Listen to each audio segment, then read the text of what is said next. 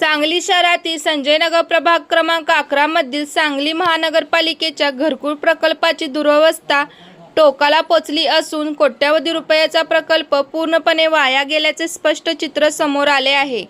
सुमारे 13 वर्षांपूर्वी 2 कोटी रुपये खर्च करून उभारण्यात आलेल्या या योजनेत एकूण 55 घरे बांधण्यात आली होती। खरीपाटा विजयनगर झोपडपट्टीतील नागरिकांसाठी ही घरे उभारण्यात आली होती। मात्र प्रशासनाकडून घरकुलाचे वाटप झाल्याचा दावा केला जात असला तरी प्रत्यक्षात लाभार्थी येथे राहायलाच आले नाहीत। त्यामुळे जे राहणारच नव्हते त्यांच्यासाठी कोट्यवधी रुपये खर्च कशासाठी असा संताप सवाल नागरिकांकडून उपस्थित केला जात आहे। आज या घरकुलाची अवस्था अत्यंत बिकट झाली आहे।